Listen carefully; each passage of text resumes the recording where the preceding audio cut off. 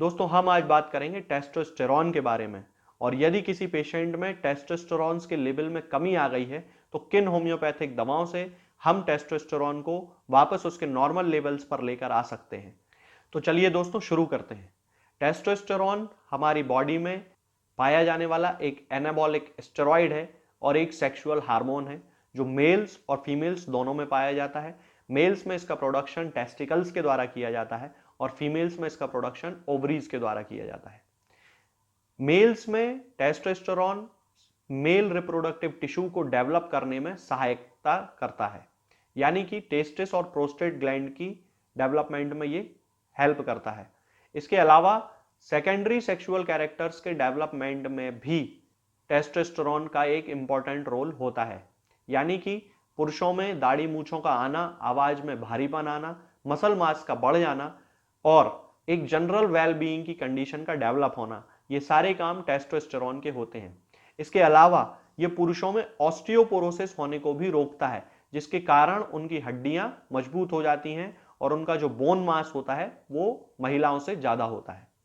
दोस्तों यदि किसी पेशेंट में इसकी कमी होती है तब उस कंडीशन को मेल हाइपोगोनेडिज्म कहा जाता है।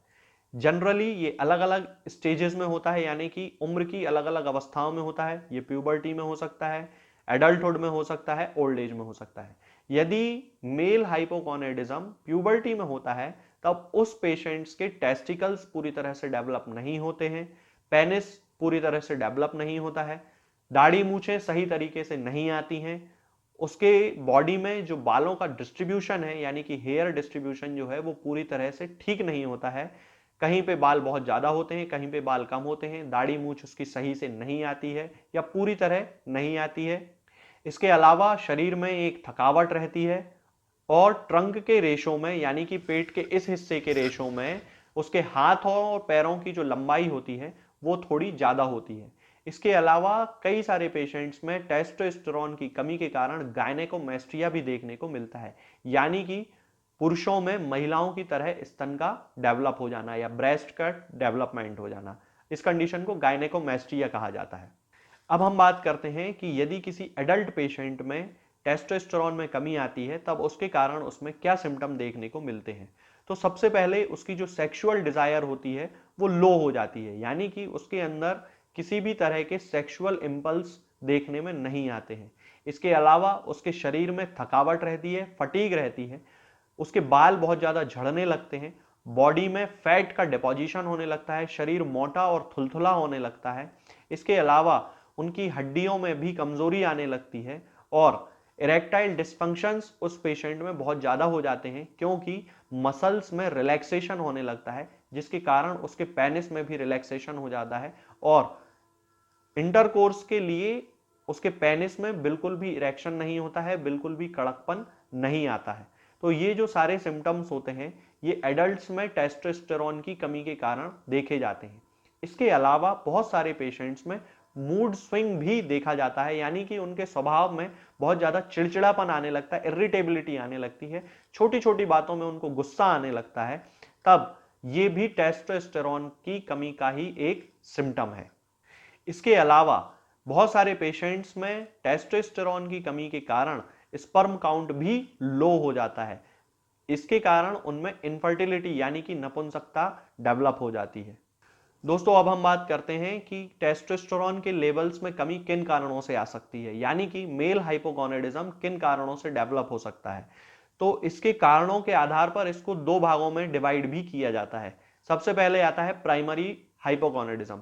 प्राइमरी हाइपोगोनेडिज्म में पेशेंट के अंदर किसी भी प्रकार के कंजेनाइटल डिसऑर्डर के कारण, यानी कि आप मान लीजिए क्लिनीफेल्टर सिंड्रोम है, उसके कारण उसमें टेस्टिस का डेवलपमेंट सही नहीं हुआ है, जिसके कारण वो टेस्टोस्टेरोन प्रोडक्शन ही नहीं कर पाते हैं, यानी कि उसके जो पेशेंट के जो टेस्टिस होते हैं वो टेस्टोस्टेरोन का प्रोडक्शन सही से नहीं करते हैं। इसके अलावा कई पेशेंट्स में कीमोथेरेपी भी प्राइमरी हाइपोगोनेडिज्म का कारण होती है और बहुत सारे पेशेंट्स में मम्प्स के कारण भी टेस्टोस्टेरोन के लेवल में कमी देखी जाती है। इसके बाद आता है सेकेंडरी हाइपोगोनेडिज्म।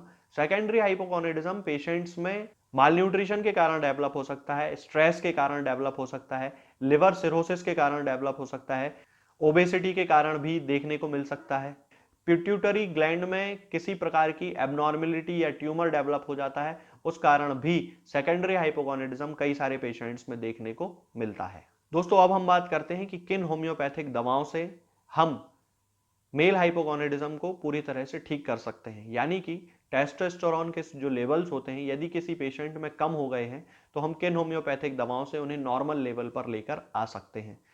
तो इसके लिए मैं आपको एक कॉम्बिनेशन बताता हूं दोस्तों। मैंने अपनी क्लिनिकल प्रैक्टिस में इस कॉम्बिनेशन का बहुत सक्सेस के साथ यूज किया है और बहुत सारे ऐसे पेशेंट्स हैं जिनमें टेस्टोस्टेरोन का लेवल जो है वो नॉर्मल से कम हो रहा था, तो उन पेशेंट्स में टेस्टोस्टेरोन का नॉर्मल लेवल पर आ गया।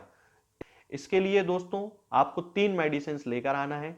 सबसे पहले कैलेडियम 30 पोटेंसी में, इसकी 2-2 बूंद दिन में 3 बार 1 चम्मच पानी में मिलाकर हमें पेशेंट्स को देना है। इसके बाद टेस्टिस सिकेटी नाम की एक मेडिसिन होती है जिसे 3x पोटेंसी में हमें लेकर आना है और इसकी 4-4 टैबलेट्स दिन में 3 बार सुबह दोपहर शाम खाना है। और इसके बाद आपको 2 मदर टिंचर लेकर आना है दोस्तों, अश्वगंधा मदर टिंचर और ट्रिब्यूलस टेरेस्ट्रिस का मदर टिंचर। इन दोनों की आप 30-30 ml की बॉटल्स लेकर आएं और उसको एक 100 ml की बॉटल में, अच्छी साफ बॉटल में आप उसको भर लें और उसको अच्छे से शेक कर लें और इसमें से आपको 15-15 बूंद दिन में 3 बार आधे कप या 1 कप पानी में मिलाकर पीना है। इन चारों मेडिसिन के लगातार उपयोग से टेस्टोस्टेरोन के ब्लड में लेवल्स को पूरी तरह से नॉर्मल किया जा सकता है, यानी कि मेल हाइपोगोनाडिज्म को ठीक किया जा सकता है। तो दोस्तों आज हमने जाना कि मेल हाइपोगोनाडिज्म क्या है, यानी कि टेस्टोस्टेरोन की कमी क्या है और किन होम्योपैथिक दवाओं से हम टेस्टोस्टेरोन के ब्लड में लेवल्स को पूरी तरह से ठीक कर सकते हैं, नॉर्मल कर सकते हैं। आगे के वीडियोस में हम बात करेंगे कुछ और नई बीमारियों और उनकी होम्योपैथिक दवाओं के बारे में। तब तक के लिए जय हिंद, जय भारत। दोस्तों, होम्योपैथिक दवाओं को खाने का सबसे अच्छा तरीका होता है कि हम हमेशा खाली पेट इन दवाओं को खाएं। जिन दवाओं को दिन में केवल एक बार खाना है, उन्हें सुबह खाली पेट खा लेना चाहिए, मुंह में अच्छे से कुल्ला करके, गार्गल्स करके मुंह को साफ कर लेना चाहिए और उसके बाद हमें होम्योपैथिक दवाई खा लेना चाहिए। जिन दवाओं को दिन में 2 बार या 3 बार या 4 बार खाना होता है, उन दवाओं को खाली पेट खाने का मतलब होता है कि हम उन दवाओं को खाने के लगभग आधे घंटे पहले या फिर 2 से ढाई घंटे बाद ही खाएं और उस स्थिति में भी हमारे मुंह में किसी भी वस्तु का, किसी भी चीज का स्वाद नहीं होना चाहिए, ना ही हमारे मुंह में किसी भी चीज की गंध होना चाहिए, जिससे कि ये होम्योपैथिक दवाएं हमारे शरीर पर बहुत अच्छे तरीके से काम कर सकती हैं। तो हमें हमेशा ये ध्यान रखना है कि जब भी हम होम्योपैथिक दवा खाएं, हमेशा खाली पेट खाएं और हमारे मुंह में किसी भी चीज का स्वाद या किसी भी चीज की स्मेल ना हो।